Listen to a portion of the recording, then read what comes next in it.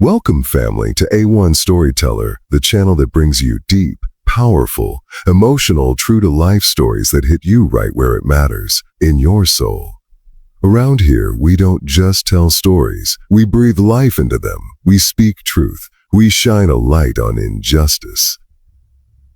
And we show the world that one person, just one, can spark change bigger than anyone imagined. Now today's story, this one is different. It's not just heartbreaking, it's horrifying. It's the kind of story that makes your jaw drop, your chest tighten, and your heart scream, how could this happen? But it did. An elderly black man, a respected figure in his small town, was buried alive. Yes, you heard that right, buried alive by a group of young bullies. Their actions weren't just cruel, they were evil. But what they didn't know was that the man they thought was weak had more strength than they could ever comprehend. What happened next? It's something they, and this entire town, would never forget. This isn't just a story of pain. It's a story of survival, of redemption, of one man who turned horror into hope and vengeance into purpose. So grab your headphones, sit back, because once you start this one, you won't be able to stop. This is A1 Storyteller. In the heart of Millstone, Georgia, a town stitched together by old cotton mills, whispering pines, and scars from the past, there lived a man named Eli Carter. If you walked by his house, a small cedar-sided home at the far end of Hemlock Street, you might have barely noticed him. But those who really knew Eli, they knew a giant walked softly among them. Eli Carter was 78 years old, born in 1946, just a year after World War II ended. His father was a bricklayer, his mother a seamstress who used to sew patches onto the uniforms of men who didn't want her to look them in the eye. Eli came from a legacy of dignity in the face of discrimination, hard work in the face of hate. He grew up marching in civil rights protests as a teenager, then spent 40 years building homes with his bare hands. Wood, steel, cement. He shaped them all with a patience and precision that earned him respect, even from people who'd cross the street when they saw him coming. Now retired, Eli spent his days tending to a garden in his backyard, collard greens, tomatoes, okra, and fixing broken things for anyone who asked. He didn't care about color. He didn't care about status. He just helped. Quietly. But that quiet didn't mean weakness. And that stillness. It was the kind that could scare a man more than shouting ever could. Eli's neighbors knew he was a pillar. The kids who grew up around him respected him, even if they didn't always understand him. But in every town, there's always a few who mistake kindness for softness, who think age means easy target. And 4 such boys had their eyes on Eli Carter. Millstone was the kind of town where everyone knew everyone, but not everyone liked what they saw. It was a place clinging to an old identity, where some folks smiled in your face while keeping prejudice in their pockets like loose change. It was 2024, but in parts of Millstone, it might as well have still been 1960. And out of this murky social soup came 4 boys. Jackson Miller was the ringleader, 19 years old, tall, white, cocky, and mean.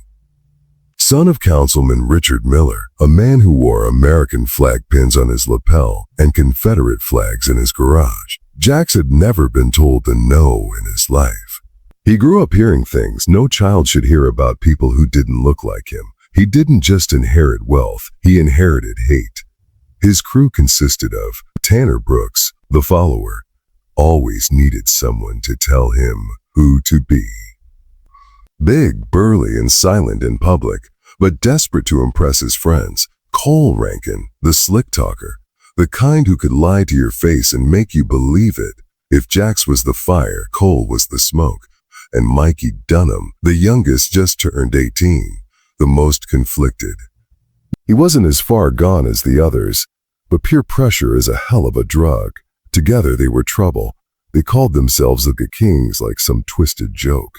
Vandalized property, harassed younger kids, picked on anyone who stood out, and Eli, To them, he was just an old black man living alone with no family around. Easy pickings, someone to mess with. It started with little things, rocks at the window, stolen tools from the backyard, slurs yelled from passing trucks. Eli never said a word, never reacted. He just watched, and that silence unnerved them. So they escalated. It was one of those thick southern summer nights, the kind where the air sticks to your skin and everything feels heavy. The boys were out near the old railroad tracks, drinking cheap beer, smoking, and trying to out-dare each other like they were still 13. That's when Jax, with his shirt off and cigarette dangling from his lips, said the words that would change everything. Let's go scare the old coon on Hemlock." The others laughed nervously. "You serious?" Tanner asked, already buzzed. "Dead serious," Jack said. "We throw on masks, break in, toss him in the back of the truck, drop him off in the woods somewhere. Watch him freak. Old man probably got a heart condition or something." Man, that's messed up," Mikey muttered, eyes darting around. Jack stared at him. "You in or you out?" And just like that, peer pressure pulled them into darkness. By 1:45 a.m., they were wearing ski masks and gloves, creeping through the shadows like amateur robbers. The street was dead quiet. No lights, no cameras, or so they thought. They kicked down Eli's door just past 2 a.m. He had been asleep in his recliner, watching an old gospel show. The crash of wood splintering was followed by shouts, curses, fists. Eli fought back. He grabbed a bat from behind the door and swung with surprising force, clocking Cole in the ribs. But it was 4 against 1. They overpowered him, threw a hood over his head, bound his hands. Then they threw him in the bed of Jax's Ford pickup, as if he were nothing. As they drove toward the outskirts, none of them said much. The fear had settled in now, but it was too late. They reached the old construction site around 3:15 a.m. It was an abandoned place, concrete foundations half dug, forgotten machines rusting under the moonlight. Jax had scoped it out before, said it was perfect. They dug fast, shallow, sloppy. Eli, barely conscious from the beating, whispered prayers through broken lips. And when they dumped him in that grave, he didn't scream. He didn't cry. He just looked up through swollen eyes and said, "The Lord sees you." It made Mikey freeze. But Jax just laughed. He took Eli's Bible, something he'd had in his jacket pocket, and tossed it in on top of him. Then they covered him with dirt. Not too deep, not enough to kill immediately. They didn't want to get blood on their hands, but they walked away thinking they'd silenced a man forever. They didn't know that Eli Carter was far from done. The first thing Eli felt was weight. Heavy, choking weight pressing on his chest, suffocating his breath, wrapping around his body like a dark, wet blanket. Panic rushed in, but he didn't move. Not yet. Eli Carter had lived through Jim Crow, through Vietnam, through watching friends hang from trees and being denied service at diners. He knew fear. He had danced with it for decades. But this was different. This was death sitting on his chest. His eyes blinked open, and all he saw was darkness. The kind that wraps itself around you, makes you question whether you're even still alive. He coughed. Dirt filled his mouth. He spat it out, gasping. His hands were bound behind him with nylon zip ties. But the soil they used, soft, dry Georgia clay, hadn't compacted much. It wasn't deep. They didn't know how to bury a body. They were boys trying to play monsters. He moved his shoulders, wriggled. He could feel air pockets, small, miraculous spaces between his face and the dirt. His nose found just enough oxygen to keep from passing out. And his heart, it didn't panic. It paced. Boom, boom, boom, boom, boom. Measured, controlled. Eli Carter was fighting. And he wasn't ready to leave this earth just yet. Using the last ounces of strength, he began to shift, elbows grinding against earth, knees pressing upward, grit scraping across his skin, cutting him. Every breath a war. Then, like a miracle, his fingers touched something metal. The Bible.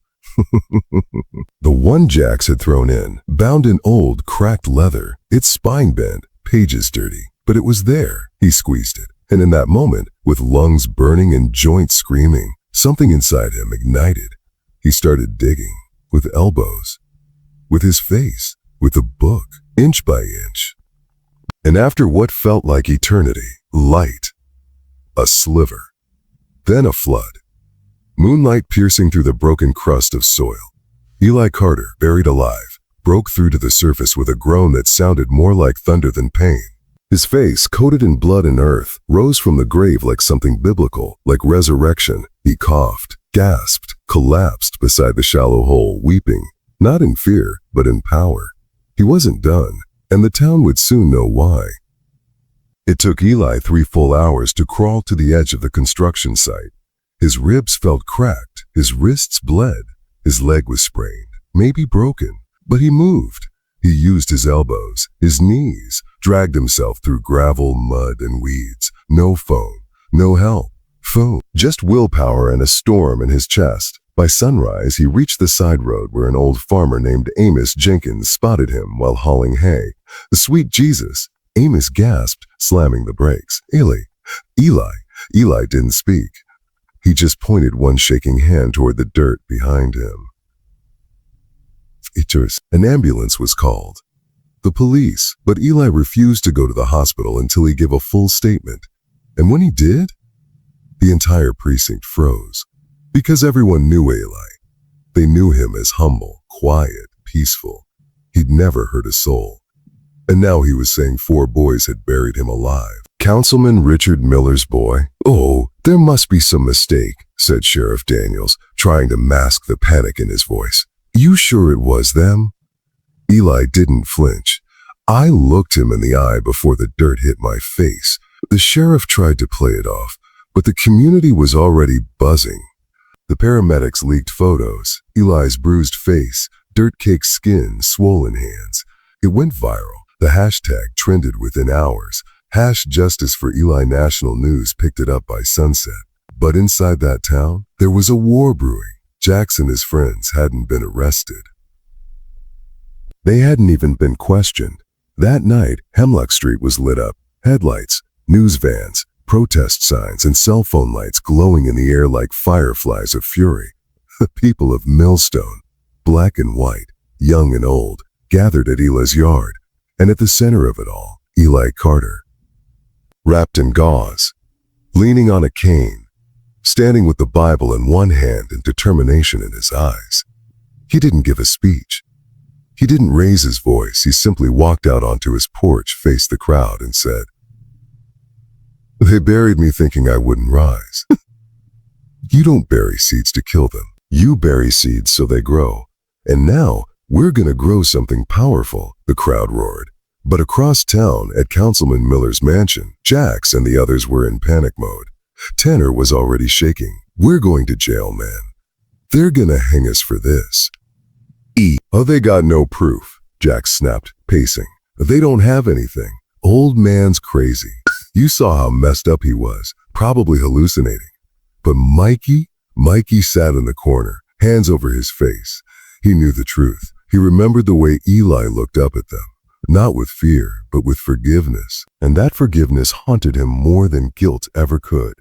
By midnight, protesters marched to City Hall. They demanded the boys' arrests, demanded resignations, demanded justice. But the sheriff was hiding. Councilman Miller was pulling strings. And Eli was planning something much bigger than revenge. He was planning a reckoning.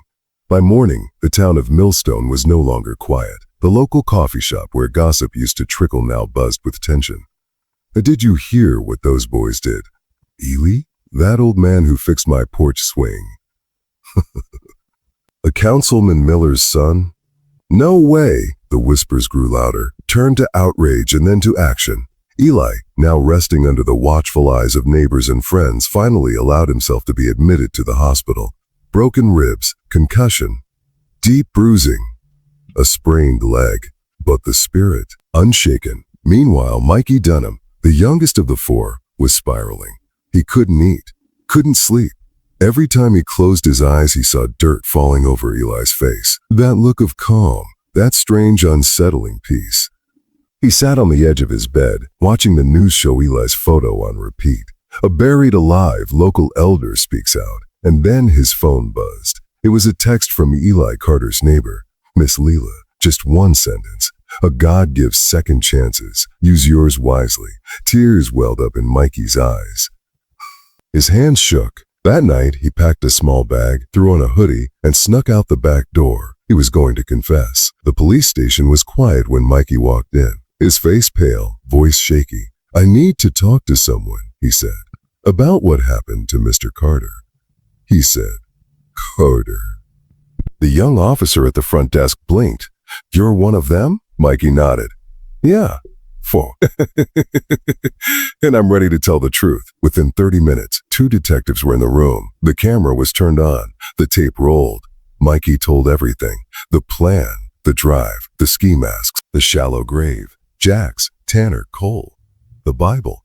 "Oh, didn't want to do it," Mikey said, tears falling. "But I didn't stop it either. And now I can't sleep. I can't live with it." The detectives leaned back, shocked, speechless, and within hours, the dam burst.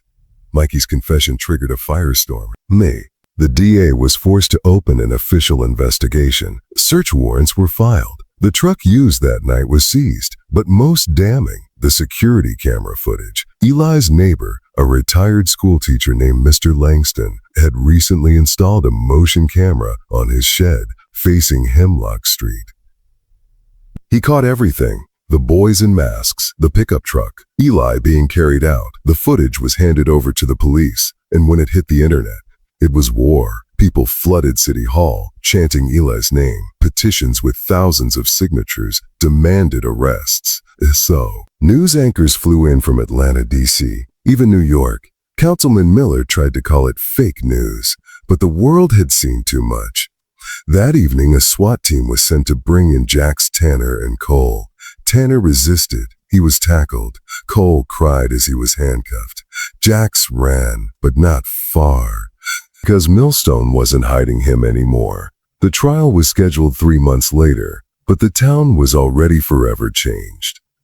By now, Eli had become a symbol, not just for Millstone, but for America.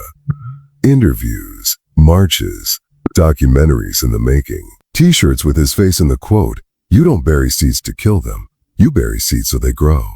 But he never boasted, never raised his voice. He simply showed up at community meetings, at schools, at churches. Journalists, protesters, students, elders, people lined the sidewalks holding signs and chanting. Eli entered on a cane, dressed in a clean brown suit, Bible tucked under one arm. He took the stand. The courtroom fell silent. And then, in a voice calm and steady, he told his story. How they dragged him, beat him, buried him. How he clawed his way out of death with nothing but prayer and dirt and willpower. Then the most shocking moment. The DA asked, "Mr. Carter, what do you want to see happen to these boys?" Eli looked straight at Jax, who now sat pale and trembling, no longer the arrogant king. And Eli said, "I don't want to see them rot in jail. I want to see them change. I want them to dig themselves out of the dirt they tried to bury me in. Just like I did." Gasps filled the courtroom. Those filled the courtroom. Reporters scrambled to write. Even the judge wiped his eyes. Eli wasn't asking for punishment. He was demanding transformation. And in that moment, the world didn't just see an old man. They saw a giant. Even Jax, once a storm of arrogance, looked at the floor, his eyes bloodshot, his hands trembling. The judge, a gray-haired man named Justice Hal Whitmore, known for his stern rulings, leaned forward. "Mr. Carter," he said slowly, "your request for restorative justice is unprecedented in this court.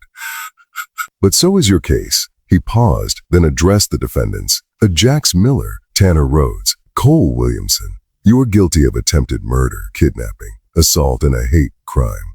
The courtroom held its breath. Based on the severity of the charges, I should be sentencing each of you to no less than 25 years. Whispers filled the room. But in light of the victim's extraordinary request and the support of this community, he nodded toward the gallery, choosing to apply an alternative sentence. Gasps. You will serve 5 years in a correctional education program, followed by 5 years of mandatory community service under the supervision of Eli Carter himself. You will build homes, feed the hungry, clean neighborhoods, and stand before the same community you tried to bury your hatred in. If you fail, your full sentence will be reinstated without question. Jax's mouth dropped open. Tanner burst into tears. Cole whispered, "A thank you." And Eli? He just nodded once, steady and calm. He wasn't seeking vengeance. He was rebuilding souls. 6 months passed. The town of Millstone, once divided by old lines of race and class, began to transform. Jax, Tanner, and Cole were often seen at community cleanups, shoveling dirt, painting homes, fixing broken fences. With every nail hammered, every bag of trash hauled, the layers of hate they once carried began to peel away. At first, folks kept their distance, watched them with suspicion. But slowly, they saw change. Mikey, who had confessed first, was already volunteering full-time. He started a blog, The Buried Truth, where he shared his journey and told stories of others finding redemption after hate. It gained a huge following. Local high school students began reading Eli's story in class. Churches held forums on racial healing. Businesses started offering second-chance jobs for youth offenders. And every Saturday, Eli Carter hosted a Circle of Change gathering in the park. Free food, music, and open discussion. Jax attended every week. He never spoke at first, just listened.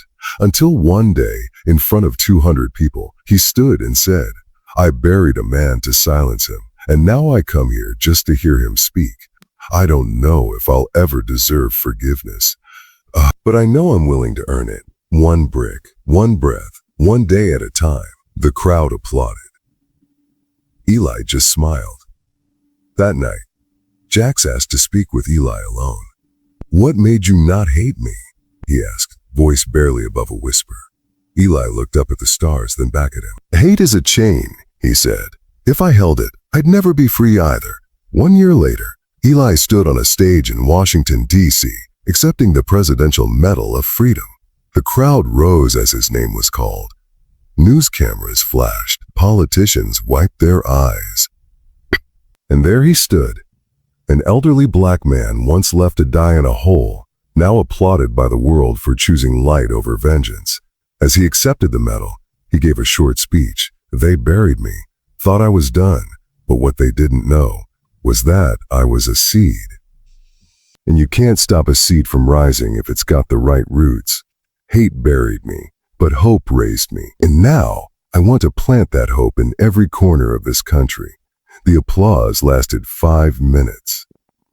When he returned to Millstone, a new sign greeted him at the edge of town. "Welcome to Millstone, the town that chose to grow." Jax, now working full-time with a local nonprofit, stood with a group of teens as Eli drove by. He raised a hand in salute. Eli nodded back. He had been buried in dirt, but risen with purpose, and his story was just the beginning. Thank you for watching this incredible story of redemption, resilience, and real change. At A1 Storyteller, we don't just bring you drama, we bring you truth with power. Stories that inspire, shake the soul, and light the path forward. If this tale moved you, share it. Let Eli Carter's strength remind us all. No matter how deep they bury you, a seed will always rise. Like, subscribe, and follow us for more real stories that the world needs to hear. Until next time, stay strong, stay rising. A1 Storyteller, where truth takes root.